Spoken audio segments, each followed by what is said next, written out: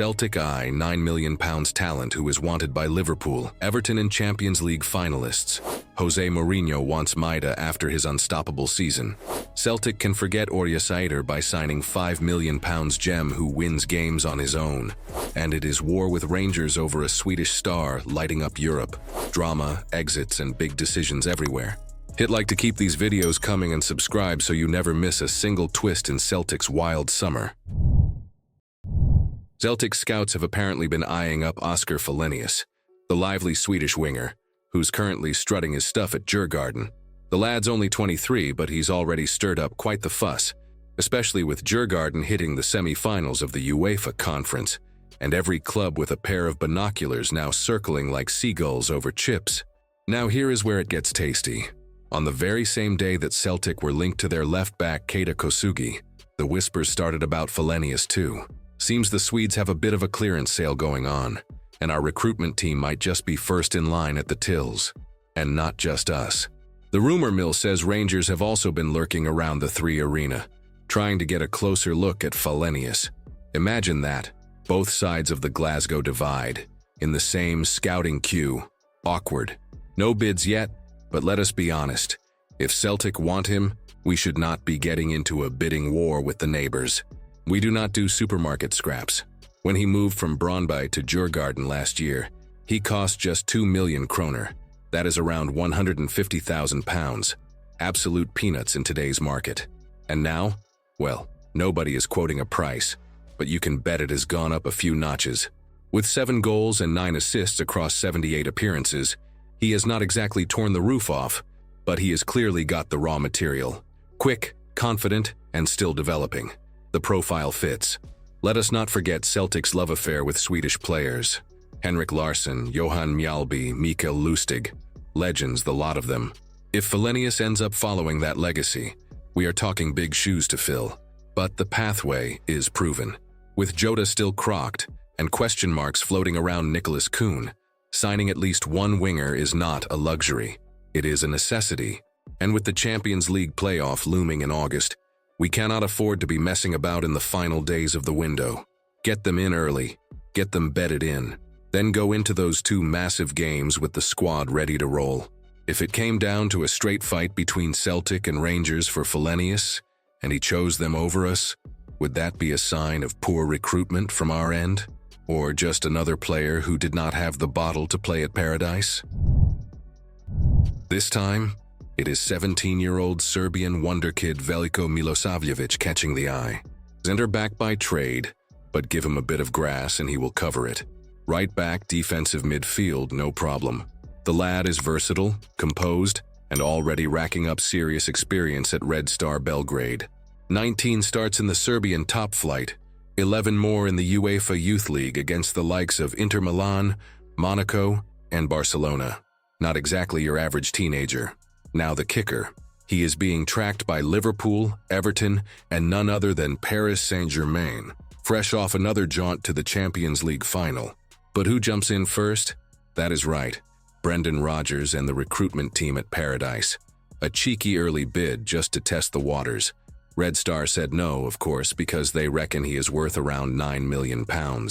But the fact we are even in this conversation shows ambition. We are not promising him flash cars and billboard ads.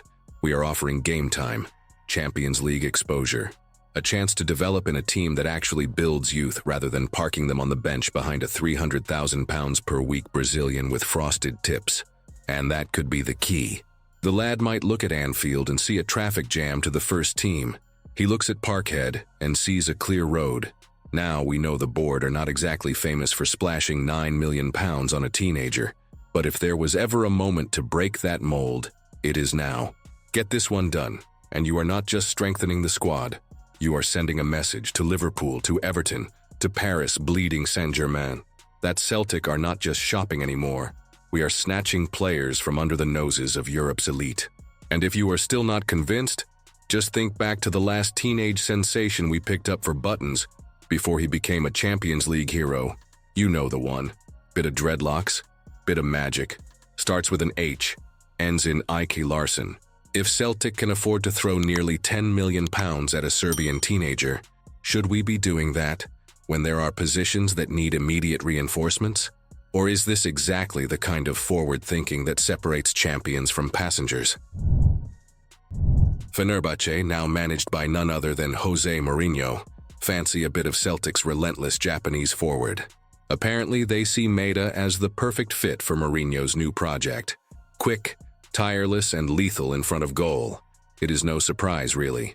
The man scored 33 times and served up 12 assists across 51 matches this season. Oh, and did we mention 2 trophies and 4 goals in the Champions League? Not bad for someone who started out as a winger. The turning point? Kyogo Furuhashi leaving in January and the club not bothering to bring in a replacement. What looked like a disaster turned into a masterstroke when Brendan Rodgers shoved Maeda into the number 9 role. And boom, he took off like a bottle rocket. From fan favorite to player of the year, and deservedly so. The numbers speak for themselves, but it is that unrelenting engine and fearless pressing that sets him apart. He does not just play football, he chases it like it owes him money. But now here comes Fenerbahce thinking they can get him for around 11 million euros. That is just over 9 million pounds. Excuse me? For the reigning player of the year, top scorer, and Champions League hero? They must be having a laugh. That would not even get you his left boot in a signed program at Parkhead.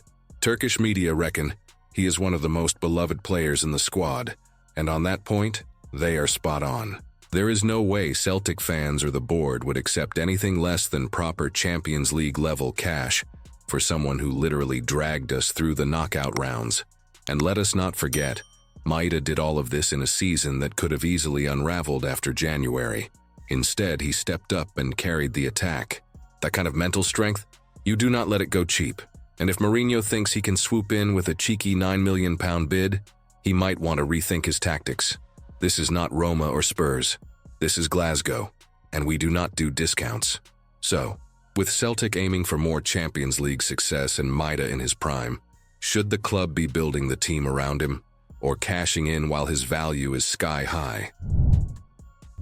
Right, now this is where things start to get properly interesting. With Jota sidelined for the better part of the next season thanks to a cruel cruciate injury, Brendan Rodgers has got a winger-shaped hole to fill, and the summer transfer window could not be opening at a better time. The Portuguese flair merchant had just re-established himself after returning from Rennes, and then bang, down he goes during a 5-0 stroll past Dundee United. 4 goals and 2 assists in just 7 starts, gone in a flash. That kind of quality does not grow on trees, especially not ones rooted in Lennoxtown. Naturally, names have started flying. One of the earliest links was Sondre Orjasaeter from Sarpsborg, a proper little technician with a highlight reel full of key passes, dribbles, and clever build-up. But after already having multiple bids turned down, and with the Norwegians reportedly wanting £7 million, Celtic would be right to think twice. £7 million for someone who has never played outside the elite Serbian. That is not just a gamble. That is a full house bluff with half the deck missing. Which brings us to Michel-Ange Balikwisha, Belgian baller, left-wing dynamo. And here's the kicker, he might cost just £5 million. That is £2 million less than Orjasaeter, and you are getting a lad who has already danced under the lights of the Champions League. Not qualifiers. The real deal. Balikwisha's numbers are not just solid, they are match-winning. 4 goals and 3 assists in just 11 starts this season, after coming back from injury, mind you. He is not just good, he is efficient, outperforming his expected goals like a striker in his prime. And when someone who actually watches the game for a living says, "This lad wins games on his own," that should perk up even the stingiest bean counter in the Celtic boardroom. The man has done it in Belgium, a league ranked well above Norway's by UEFA. He has scored in Champions League qualifiers in the group stage. He knows pressure, he knows big nights. He is right-footed but plays off the left, just like a certain someone we are all still waiting to return from the treatment table. So forget Orjasaeter. The stats are there, the price is right, the experience is priceless. Balikwisha is the move that says Celtic are not just planning for the Premiership, but for Europe. Again, if you were on the board and had £5 million to spend, would you take the proven European performer in Balikwisha? Or roll the dice on the shiny, untested potential of Orjasaeter? Who would you trust to carry the club in the Champions League? If you enjoyed the video, make sure to subscribe so you never miss. Repeat from Celtic's wild ride. And do not forget to check out yesterday's video. It is absolutely explosive, and you will want to see every second of it.